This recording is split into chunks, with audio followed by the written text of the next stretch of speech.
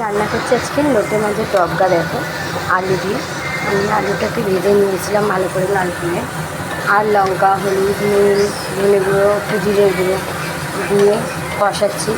আর দিয়েছি আদা রসুন বাটা, পেঁয়াজ বাটা, টমেটোর বাটা সব দিয়ে ভালো করে কষিয়ে নিচ্ছি।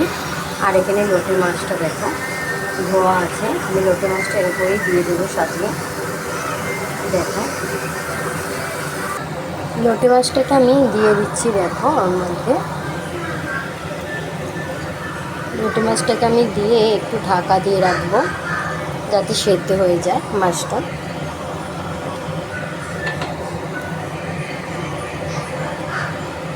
মাছটা সেদ্ধ হওয়ার জন্য আমি ঢাকা দিয়ে রাখবো।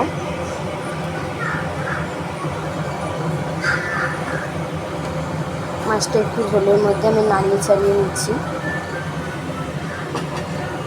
ওপর দিয়ে আমি দেখো গুঁড়ো গরম মশলার গুঁড়ো ছড়িয়ে দিচ্ছি তরকারিটার মধ্যে। আমার তরকারিটা হয়ে এসছে, আমি এবার নামিয়ে নেব।